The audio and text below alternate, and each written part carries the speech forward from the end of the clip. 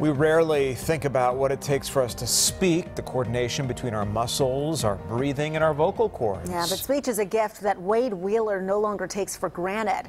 After cancer silenced his voice for months, the Fox Medical team's Beth Galvin sat down with him to learn his story. And Cynthia and Tom, it's really kind of an amazing story because Wade Wheeler was this outgoing guy who went from being able to speak to having to write down whatever he needed to say on a pad of paper. That was hard for a guy who's as friendly as they come.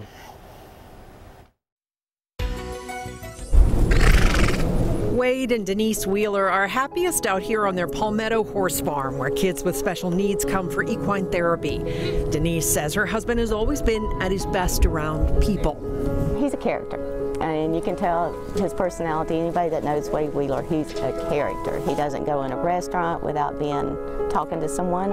And that's why the 81-year-old Marine Corps veteran's 2010 diagnosis with laryngeal cancer, or cancer of the voice box, seems especially cruel. Because I used to very constant dog, and then I had to start the music like that, and by writing slow paper. When Wheeler's cancer came back again in 2017, a surgeon removed his voice box, and just like that, he went silent.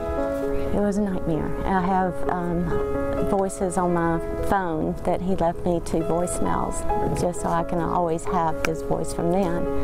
But yeah, not knowing that he wasn't ever going to use his voice again will break your heart.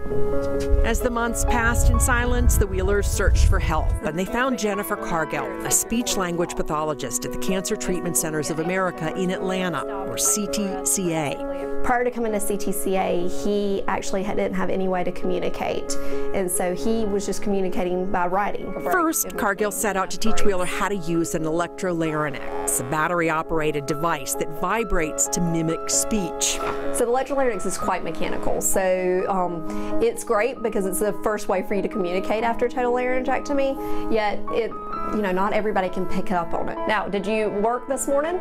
To help Wheeler speak more naturally, Cargill's now teaching him how to use a tracheal esophageal prosthesis that pushes air from his lungs through an implanted valve and then out of his mouth to allow him to speak.